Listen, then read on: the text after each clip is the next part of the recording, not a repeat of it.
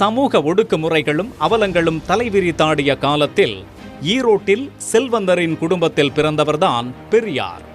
குழந்தை திருமணம் காரணமாக சின்னஞ்சிறு வயது சிறுமிகள் விதவை கோலம் ஏற்பது இளமை பருவத்திலேயே அவருக்கு அதிர்ச்சியை ஏற்படுத்தியது. குழந்தை பருவத்திலேயே கணவரை இழந்த தனது சகோதரியின் மகளுக்கு எதிர்ப்புகளை மீறி மறுமணம் செய்து வைத்து பெண் விடுதலைக்கான தனது முதல் பயணத்தை தொடங்கினார். கேரள மாநிலம் வைக்கம் வீதிகளில் நடந்து செல்ல தாழ்த்தப்பட்ட மக்களுக்கு விதிக்கப்பட்ட தடைகளுக்கு எதிராக தொடர் போராட்டம் நடத்தி வெற்றியும் பெற்ற பெரியார் வைக்கம் வீரர் ஆனார். மதுவிலக்கு கோரிக்கைகளிலும் தீவிரம் காட்டினார் பெரியார்.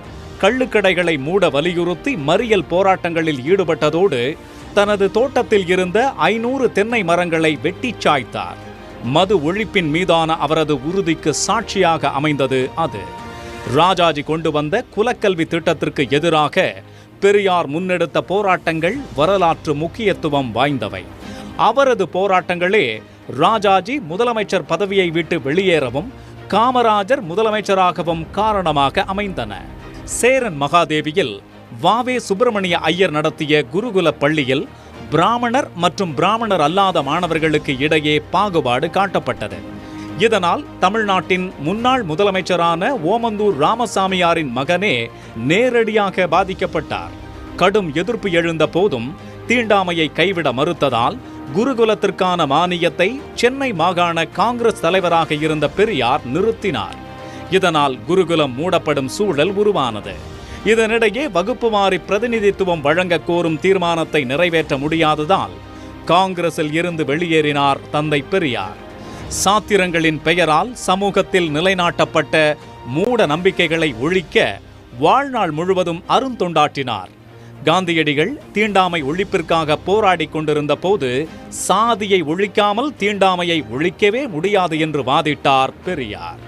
குழந்தை திருமண எதிர்ப்பு, விதவை மறுமணம், பெண் கல்வி, வாழ்க்கை துணையை தேர்ந்தெடுக்கும் உரிமை, மன வாழ்வை முறித்து கொள்ளும் உரிமை என பெரியார் முன்வைத்த பெண் விடுதலை கருத்துக்கள் சமூகத்தில் புரட்சியையே ஏற்படுத்தின. அவர் எழுதிய பெண் ஏன் அடிமையானாள் என்ற நூல் இன்றும் மக்களிடம் வரவேற்பை பெற்றதாக உள்ளது. தேவதாசி முறை ஒழிப்புக்காக இடைவிடாமல் குரல் கொடுத்தார் பெரியார். பெண்களின் விடுதலைக்காக சமரசமின்றி போராடிய அந்த தலைவனுக்கு 1938ஆம் ஆண்டு காஞ்சிபுரத்தில் நடைபெற்ற மகளிர் மாநாட்டில் கூடிய பெண்கள் இணைந்து பெரியார் என்ற பட்டத்தை வழங்கினர். தமிழ்நாட்டில் நீதி கட்சி ஆட்சியின் போது வகுப்பு வாரி இடஒதுக்கீடு நடைமுறைப்படுத்தப்பட்டது. ஆனால் இந்தியா விடுதலை அடைந்ததும் அரசியல் சாசனத்தில் இருந்த சமத்துவம் என்ற வார்த்தையை சுட்டிக்காட்டி இடஒதுக்கீடு உரிமை மறுக்கப்பட்டது. இடஒதுக்கீடு உரிமைக்கான போராட்டங்களை தீவிரப்படுத்தினார் பெரியார். ஆகஸ்ட் 14ஆம் தேதியை வகுப்பு வாரி உரிமை நாளாக அறிவித்தார். இந்த போராட்டத்தின் தீவிரத்தால் பிற்படுத்தப்பட்டோருக்கு இடஒதுக்கீடு வழங்குவதற்கான சட்ட திருத்தத்தை ஒன்றிய அரசு மேற்கொண்டது. இந்திய அரசியல் சாசனத்தில் மேற்கொள்ளப்பட்ட முதல் திருத்தம் இதுதான். விழா ஒன்றில் பேசிய பெரியார் 100 ஆண்டுகளை தாண்டிய உயர்நீதிமன்றத்தில் தாழ்த்தப்பட்ட சமூகத்தைச் சேர்ந்த ஒருவர் கூட நீதிபதியாக வர முடியவில்லையே என தனது வேதனையை வெளிப்படுத்தினார். இதை அறிந்து அப்போது முதலமைச்சராக இருந்த கலைஞர் கடலூர் மாவட்டத்தில் பணியாற்றிக் கொண்டிருந்த தாழ்த்தப்பட்ட சமூகத்தைச் சேர்ந்த நீதிபதி வரதராஜனை சென்னை உயர்நீதிமன்ற நீதிபதியாக உயர்த்தினார். சென்னை உயர்நீதிமன்றத்தில் தாழ்த்தப்பட்ட சமூகத்தைச் சேர்ந்த முதல் நீதிபதி ஆனார் வரதராஜன். பின்னாளில் அவரே தாழ்த்தப்பட்ட சமூகத்தைச் சேர்ந்த முதல் உச்சநீதிமன்ற நீதிபதியாகவும் உயர்ந்தார். சமூக நீதி பயணத்தின் உச்சமாக 1970ஆம் ஆண்டு குடியரசு தினத்தன்று அனைத்து சாதியினரும் அர்ச்சகராகும் உரிமைக்காக கருவறை நுழைவு போராட்டத்தை அறிவித்தார் பெரியார். அப்போது முதலமைச்சராக இருந்த கலைஞர் போராட்டத்தை ஒத்திவைக்க பெரியாரிடம் கேட்டுக்கொண்டதோடு அதே ஆண்டில் அனைத்து சாதியினரும் அர்ச்சகராக அனுமதிக்கும் சட்டத்தை நிறைவேற்றினார். சட்டத்தை எதிர்த்து சிலர் நீதிமன்றத்தை நாடியதால் அதை நடைமுறைப்படுத்துவதில் சிக்கல் ஏற்பட்டது. சுமார் 50 ஆண்டுகளுக்கு பிறகு தற்போது மு.க. ஸ்டாலினின் ஆட்சியில் அனைத்து சாதியினரும் அர்ச்சகராக வேண்டும் என்ற கனவு நனவாகி உள்ளது. மூத்திரச் சட்டியுடன் திரிய வேண்டிய நிலை ஏற்பட்ட போதும் மரண அவஸ்தையுடன் தனது இறுதி நாட்களிலும் தமிழர்களின் சுயமரியாதையை மீட்க பாடுபட்டார் பெரியார். இன்றைக்கும் சுயமரியாதை என்ற சொல்லுக்கு தமிழ்நாட்டில் ஒரு மகத்துவம் இருக்கிறது என்றால் அது பெரியார் அளித்த கொடையே. பெண் விடுதலை, சாதி ஒழிப்பு, இடஒதுக்கீட்டு உரிமை, குருகுல தீண்டாமை ஒழிப்பு, அனைத்து சாதியினரும் அர்ச்சகராகும் உரிமை என அனைத்து தளங்களிலும் சமூக நீதியை நிலைநாட்டியவராக பெரியார் உயர்ந்து நிற்கிறார். ஒடுக்கப்பட்ட மக்களின் அடிப்படை உரிமைகளுக்கான காவலராக, பாதுகாப்பு அரணாக நிற்கும் அந்த தலைவனின் பிறந்த நாளையே சமூக நீதி நாளாக தமிழ்நாடு கொண்டாடுகிறது. மற்ற நாட்டுக்காரெல்லாம் இதை கண்டுபிடிச்சான், ரயில கண்டுபிடிச்சான், ஆகாச கப்பலை கண்டுபிடிச்சான். இந்த நாட்டுக்காரர் எதை கண்டுபிடிச்சான்? கொலை கல்லையும் குடிச்சத்தையும் கண்டுபிடிச்சானே தவிர இவன் கண்டுபிடிச்ச அதிசயம் என்ன? இவன் கண்டுபிடிச்சா இப்ப ஒழிக்க வேண்டியதா இருக்குது. இப்ப இனிமேல் தான் இருக்கு நம்முடைய வாழ்வு. நாம எவ்வளவு மேல போகணும்னு அறிவாசான் தந்தை பெரியார் பிறந்த செப்டம்பர் 17ஆம் நாள் ஆண்டுதோறும் சமூக நீதி நாள் ஆக கொண்டாடுவது என்று தமிழ்நாடு அரசு முடிவெடுத்துள்ளது. ஒரு மனுஷனுக்கு 3 விடுதலை அவசியம்: பண விடுதலை, இன விடுதலை, மன விடுதலை. சமூக மகிழ்ச்சி, தனி மனித மகிழ்ச்சி. தந்தை பெரியார் அவர்கள் சமூக மகிழ்ச்சிக்காக போராடியவர் மட்டும்தான் அப்படின்னு எல்லாரும் நினச்சிட்டு இருக்கிறார். அவர் ஒரு சமூக நீதி போராளி. அதனால தான் அவருடைய பிறந்தநாளை சமூக நீதி நாள் அப்படின்னு தமிழக அரசு, ஒரு தமிழக முதல்வர் ஸ்டாலின் அவர்கள் அறிவித்துள்ளார்கள். சமூக மகிழ்ச்சிக்கு பாடுபடுவது அப்படிங்கிறது சாதிய ஏற்றத்தாழ்வுகளை களைவது, பெண் அடிமைத்தனத்தை அடித்து உடைப்பது, அதன் மூலமாக அனைவருக்கும் சமமான கல்வி, வேலை வாய்ப்பு, அதன் மூலமாக ஒரு வருமான பெருக்கம், இதெல்லாம் சேர்ந்தது தான் சமூக மகிழ்ச்சி. தனி மனித மகிழ்ச்சிங்கிறது நான் எப்படி பார்க்குறேன்னா, நான் என்னை வச்சு பார்க்குறேங்க. சகலவிதமான மூட நம்பிக்கையிலிருந்து வெளியே வரும்போது அதில் ஒரு மிகப்பெரிய மகிழ்ச்சி கிடைக்கும். அதில் டைம் வேஸ்ட், மணி வேஸ்ட் எல்லாம் தூக்கி வீசப்படும். நல்ல நாள், கெட்ட நாள், இந்த டைமில் கிளம்பணும், ராகாலம், யமகண்டம், இந்த நம்பர் நல்ல நம்பர், அந்த நம்பர் நல்ல நம்பரு, ஒரு குறிப்பிட்ட நாளில் நகை வாங்கணும். கையில் காசு இருந்தால் நகை வாங்குகிறோம், கையில் காசு இருக்கிற அன்றைக்கி காசு இல்லைன்னா நகை வாங்காம விட்டுறோம். அவ்வளோதான் இல்லையா? இப்படியெல்லாம் பலவிதமான மன விலங்குகளை பூட்டி நம்மளை ஒரு ஒரு என்ன சொல்கிறது, ஒரு ஒரு ஒரு இறுக்கமான சூழ்நிலைக்குள்ளே, ஒரு கூண்டுக்குள்ளே அடைச்சிடுறாங்க. இதுக்கும் சேர்ந்து பெரியார் வழிவகைகள் செஞ்சுருக்காரு. சமூக மகிழ்ச்சிக்காக போராடிய சமூக போராளி பெரியார் ஒரு மனநல மருத்துவராகவும் செயல்படுறாரு. அதனால் சமூகத்தை சார்ந்தவனாகவும் தனி மனிதனாகவும் தந்தை பெரியாருடைய கொள்கைகளுக்கு நான் எப்பவுமே நன்றி உடையவனாக இருக்கிறேன். ஏன்னா பெரியார் என்பது ஒரு மனிதர் அல்ல, அது ஒரு மிகப்பெரிய தத்துவம். எனக்கு இந்த சைக்காலஜி சம்மந்தப்பட்ட, மனநலம் சம்மந்தப்பட்ட புத்தகங்களை படிக்கிறது, சமூக நீதி சம்மந்தப்பட்ட புத்தகங்களை படிக்கிறது ரொம்ப ஆர்வம் உண்டு. எப்படி சுற்றி வளைச்சி பார்த்தாலும் கூட ஐயா உலக போராளிகள் மிக முக்கியமான ஒரு இடத்துல இருக்கிறாரு. அதனால் அவருடைய தொண்டனாக பெருமைப்படுகிறேன், மகிழ்ச்சி அடைகிறேன். மனித சமுதாயத்தை மாற்ற வேணும்னு ஆரம்பித்தோம். மக்களுக்கு மான அவமானம் உண்டாக்க வேணும்னு ஆரம்பித்தோம். சிறுமரியாதை இருக்கணும்னு ஆரம்பிச்சது அதுக்குத்தானே. அங்கே இந்த தேச துரோகியா இருந்துட்டு வந்துட்டோமா, சோத்துக்கு இல்லாத அன்னக்காவடியா இருந்து இந்த வேலைக்கு வந்தோமா, பெரிய தேச பக்தனா இருந்தோம், காங்கிரஸ் தலைவனா இருந்தோம், சொந்தத்தில் பெரிய மனுஷனா பெரிய பிரபுவா இருந்தோம், தொண்டாற்றணும். இது அத்தனையும் அப்பானுக்கு லாபமா போச்சுன்னு நினைச்சுதானே மாறி வந்தோம். நாம 12 முட்டாள்தனம்னே நினைச்சுதானே அதை காங்கிரஸை விட்டுட்டு வந்தோம். இப்போதுதான் அவர் ரொம்ப தேவைப்படுறார். தந்தை பெரியார் இந்த மண்ணில் உழைக்கிறவர்கள், பாடுபடுகிறவர்கள், ஏழைகள், கிராமத்து மக்கள், நகரங்க அரங்களில் வாழுகிற மக்கள், அவர்களெல்லாம் இன்னும் கல்வியில் இன்னும் முன்னேறலை. காலங்கள் இழுத்துக்கிட்டே போகுது. இந்த நேரத்தில் இந்த மக்கள் படிக்கணுமா படிக்கக்கூடாதான்னு நினைக்கிற நேரத்தில் எங்கிருந்தோ சில தடைக்கற்கள் வருகிறது. அது எப்படி வருது, என்ன வரும்ன்றது நமக்கு எல்லாம் தெரியும். இது நான் விரித்து சொல்ல வேண்டிய அவசியம் இல்லை. இந்த தடைக்கற்களை தாண்ட வேண்டும் என்றால் நமக்கு ஏதாவது ஒரு துணை வேணும் அல்லவா? யாரை துணை கொள்வது? எவர் இந்த தடைக்கற்களை அடித்து நொறுக்க வேண்டும் என்று முன்னே கைதூக்கினாரோ, எவர் ஒரு கருவியை எடுத்துக்கொண்டு நமக்கு வழிகாட்டியாக முன்னே சென்றாரோ, அவரை பிடித்து கொண்டு தானே நம்ம போகணும்.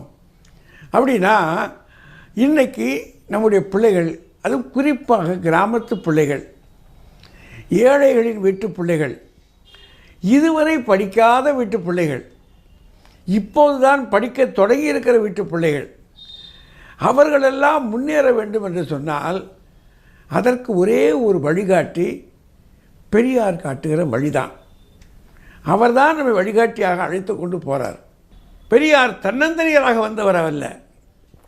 திருவள்ளுவர் என்ன சொன்னாரோ அதை செயல்படுத்த வந்தவர் தான். ராமானுஜ பெரியார் என்ன சொல்ல வந்தாரோ அதை செயல்படுத்த வந்தவர் தான். அவர்களெல்லாம் சொன்னார்கள், அவர்கள் செய்ய முடியாமல் போகிறது. பெரியார் சொன்னது மட்டுமல்ல, செய்வதற்கான என்ன காரணம், என்னென்ன செயல் செய்ய வேண்டும் என்றோ அந்த செயல் வீரராக அவர் மாறினார். ஒரு செயல் வீரர் தான் நமக்கு இப்போது தேவை. வெறும் தத்துவ பேச்சுகளின் தேவையில்லை, வேதாந்தங்களின் நமக்கு தேவையில்லை, தத்துவங்களின் தேவையில்லை, சித்தாந்தங்கள் தேவையில்லை. செயல்படுகிற அறிவு நமக்கு தேவை. அந்த தேவை காரணமாகத்தான் பெரியார் இன்றைக்கல்ல இன்னும் பல காலம் நமக்கு தேவைப்படுவார். அவர் நம்மை வழிநடத்துவார். அவருடைய சித்தாந்தம், அவருடைய கொள்கை, அவருடைய பெரியாரிசம் நம் மக்களுக்கு ஒரு மிகப்பெரிய விடிவு காலத்தை சமைத்து கொடுக்கும். அதனால் அவர் எப்போதும் தேவை தேவை தேவை. பெரியார் தமிழ்நாட்டினுடைய வரலாற்றில் பெரிய தாக்கத்தை ஏற்படுத்திய ஒரு பெரிய தலைவர், மிகச்சிறந்த சிந்தனையாளர், எதற்கும் அஞ்சாதவர், எல்லாவற்றோடும் முரண்படுவதற்குரிய மன ஊக்கத்தை பெற்றவர். ஆகவே அவருடைய காலம்தான் தமிழ்நாட்டில் எனக்கு தெரிய வள்ளலாருக்கு அடுத்தபடியாக பெரியார் தான் பெரிய மாற்றங்களை தமிழ்நாட்டில் ஏற்படுத்தியவர். பார்ப்பனர் அல்லாதார் இயக்கம் என்பது ஒரு தொடக்கம்தான் என்றாலும் கூட அதனுடைய மிகப்பெரிய விரிவாக பெரியார் விளங்கினார். பார்ப்பனர் அல்லாதார்கள் கல்வியிலும் அரசு பணிகளிலும் தங்களுக்குரிய இடத்தை பெற முடியவில்லை என்பதற்காக தொடங்கப்பட்ட அந்த நான் பிராமின் மூமெண்ட் என்று தான் அது அழைக்கப்பட்டது. அந்த இயக்கத்திலே அவர் சேர்ந்து பணியாற்றிய போதும் கூட அவர் அஞ்சாமல் ஒரு கட்டத்தில் பேசினார், சமூக இழிவு நீங்காமல் நாம் சுதந்திரம் பெறுவதால் பயனில்லை என்கின்ற அளவிற்கு பெரியார் போனார். யாரும் இப்படி அஞ்சாமல் பேச மாட்டார்கள். நாம் தவறாக புரிந்து கொள்ளப்படுவோம் என்று எல்லா தலைவர்களும் அஞ்சுவார்கள். ஆனால் பெரியாரிடம் அத்தகைய அச்சம் எப்பொழுதும் காணப்பட்டதில்லை. அதனுடைய விளைவாக அவர் சுதந்திரம் காத்திருக்கட்டும், முதலில் சமூக இழிவு நீங்கட்டும், ஏற்றத்தாழ்வு நீக்கட்டும், பிறப்போக்கும் எல்லா உயிர்க்கும் என்று வள்ளுவன் பேசிய அந்த கருத்து நிலை இன்னமும் செயல்பாட்டிற்கு வராமல் இருக்கின்ற நிலையை மாற்றி அது செயலுக்கு வர வேண்டும், மனிதர்களுக்கிடையே இருக்கின்ற ஏற்றத்தாழ்வுகள் போக வேண்டும் என்று கருதுகின்றவராக பெரியார் இருந்தார். அதற்காக தன்னுடைய வாழ்க்கையை அவர் அர்ப்பணித்து கொண்டார் என்பது மிகப்பெரிய செய்தி. 1000 ஆண்டு அடிமைத்தனத்திலிருந்து தமிழ்நாடு விடுபட்டது, தமிழர்கள் விடுபட்டார்கள் என்று சொல்லத்தக்க அளவிற்கு அது அமைந்தது. அவரால் தமிழ்நாடு மிகப்பெரிய அளவிற்கு மாற்றமுற்றது, ஏற்றமுற்றது என்று தான் சொல்ல வேண்டும். ஆகவே அவர் செய்த காரியங்களில் மிகப்பெரிய காரியம் என்பது நாம் நம்முடைய அடிமைத்தனத்தை ஏற்றுக்கொண்டிருந்த நிலைக்கு மாறாக நமக்கு ஒரு இன அடையாளத்தை ஏற்படுத்தி அந்த இனத்தினுடைய பெருமைகளை எல்லாம் நாம் உணர்ந்து கொள்ளுமாறு செய்து இந்த தமிழ்நாட்டின் போக்கை மாற்றியதனுடைய அடிப்படையில் நாம் இந்தியாவில் ஒரு மாநிலமாக இருந்தாலும் கூட நம்முடைய தனித்த போக்கை நாம் இன்னும் பேணுகின்ற நிலையில் இருப்பதற்கு காரணம் பெரியாரும் அவர் வழியிருந்த அண்ணாவும் தான் காரணம் என்பதை யாரும் மறுக்க முடியாது. தீண்டாம தான் ஒழிஞ்சு போச்சுங்கிறாங்களே, இந்த கோயிலுக்கு போனா மாத்திரம் ஏன் வெளியில நில்லுங்கிறான், சாமிய தொட்டா தீட்டாகும்னு சொல்றான், அப்போ தீண்டாம எங்க போச்சு, ஏமாத்துறான். இப்போது சமீப காலமாக உலகத்தில் சமூக நீதி பேசுகிறது அப்படிங்கிறது ஒரு அதிகமான அளவில் நடைபெற்று கொண்டிருக்கிறது.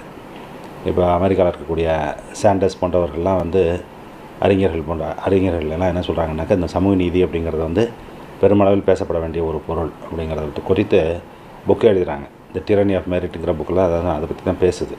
இப்போ தமிழகம் மக்கள் நல திட்டங்களுக்காக ஒரு முன்னோடி மாநிலம் அப்படின்னு சொல்கிறது எல்லாம் எதிலிருந்து வருகிறது அப்படின்னு கேட்டிங்கன்னா, ஒரு பக்கம் ரொம்ப அது வாக்கு வங்கி அரசியல்னு கொச்சைப்படுத்தப்பட்டாலும் உண்மையில் பார்க்க போனால் அது அனைத்தும் பெரியார் வகுத்து தந்த சமூக நீதி அப்படிங்கிற கொள்கையிலேருந்து வந்தது தான்.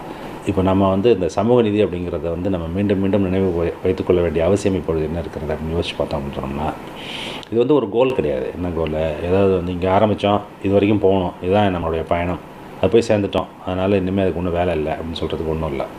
சமூக நீதி அப்படிங்கிறது மனித இயல்பு இருக்குல்ல, அந்த மனித இயல்பை எப்பொழுதும் நெறிப்படுவதற்கு உண்டான ஒரு கொள்கையை அதுதான் அப்படி தான் பார்க்குறாங்க.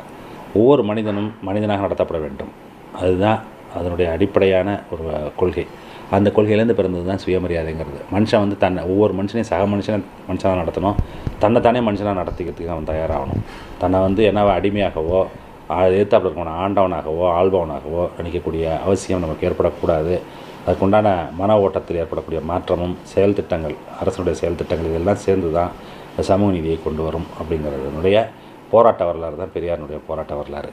அதனால் அவருடைய காலத்தை, அவருடைய பிறந்த நாளை அது ஒரு நாளாக, சமூக நீதி நாளாக அறிவித்திருப்பது என்பது மிக மிக பொருத்தமான ஒன்று. அது மட்டுமல்ல, அதோடு நிற்கல.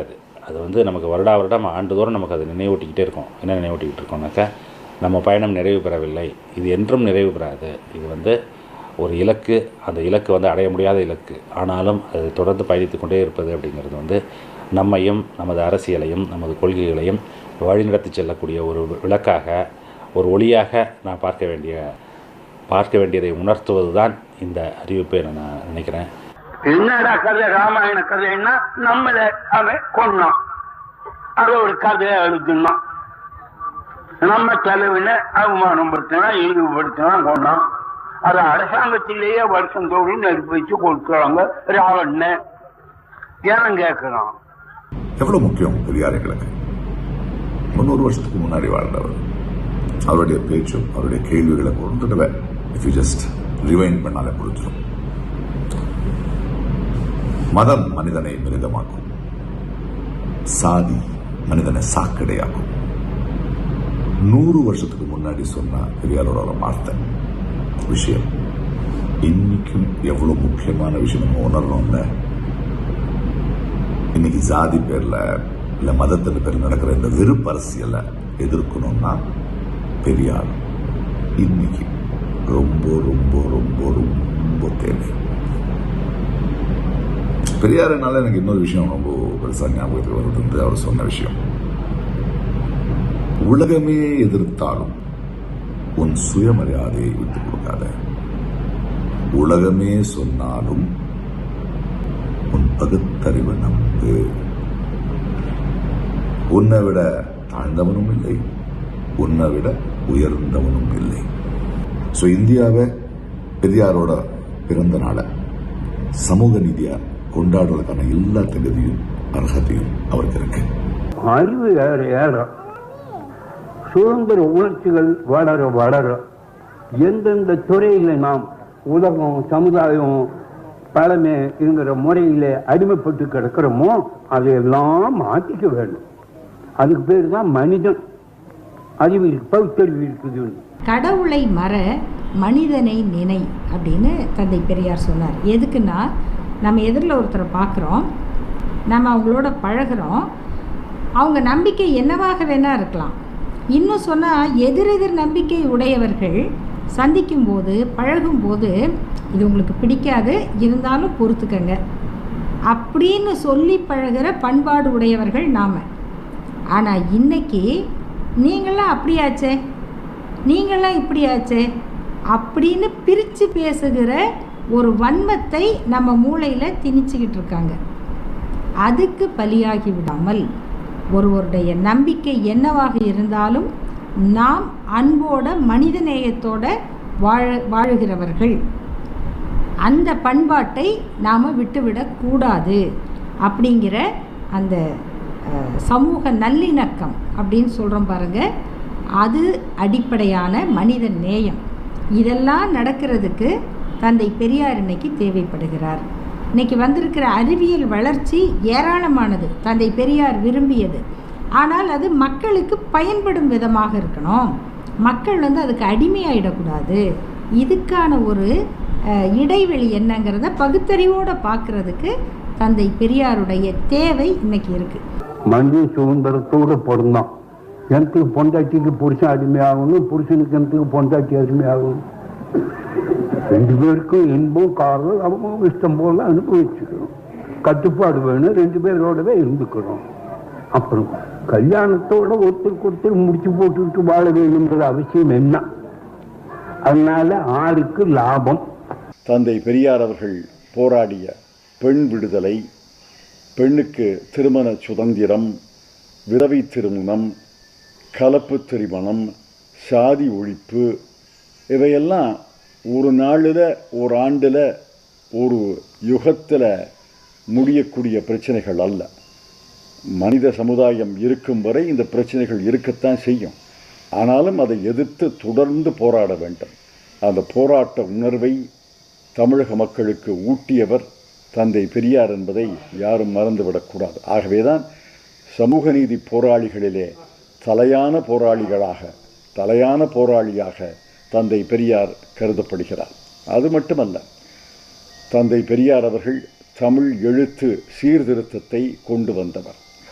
அவர் அந்த முயற்சியிலே ஈடுபட்டிருக்காவிட்டால் தமிழ் எழுத்து சீர்திருத்தம் ஏற்பட்டிருக்காது.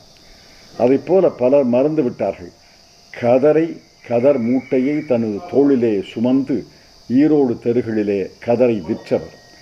கதர் என்பது ஒரு அடையாளம். ஏழை எளிய மக்களுக்கு ஒரு வருவாயை ஏற்படுத்தக்கூடிய சிறிய தொழில் என்பதை உணர்ந்து அதை பரப்பியவர். ஆக பல வழிகளிலே, பல முறைகளிலே தந்தை பெரியார் தமிழக மக்களுக்கு மிகப்பெரிய முன்னோடியாக, வழிகாட்டியாக, ஆசானாக இருந்தார். மற்ற நாட்டுக்காரெல்லாம் இதை கண்டுபிடிச்சான், ரயில கண்டுபிடிச்சான், ஆகாச கப்பலை கண்டுபிடிச்சான். இந்த நாட்டுக்காரர் எதை கண்டுபிடிச்சான்? கொலை கந்தையும் குட்டிச்சவத்தையும் கண்டுபிடிச்சானே தவிர இவன் கண்டுபிடிச்ச அதிசயம் என்ன? இவன் கண்டுபிடிச்சா இப்ப ஒழிக்க வேண்டியதா இருக்குது. இப்ப இனிமேல் தான் இருக்கு நம்முடைய வாழ்வு. நாம எவ்வளவு மேல போகணும்னு. அறிவாசான் தந்தை பெரியார் பிறந்த செப்டம்பர் 17ஆம் நாள் ஆண்டுதோறும் சமூக நீதி நாள் ஆக கொண்டாடுவது என்று தமிழ்நாடு அரசு முடிவெடுத்துள்ளது. உடனுக்குடன் செய்திகளை தெரிந்து கொள்ள சன் நியூஸ் பெல் ஐகானை கிளிக் பண்ணுங்க.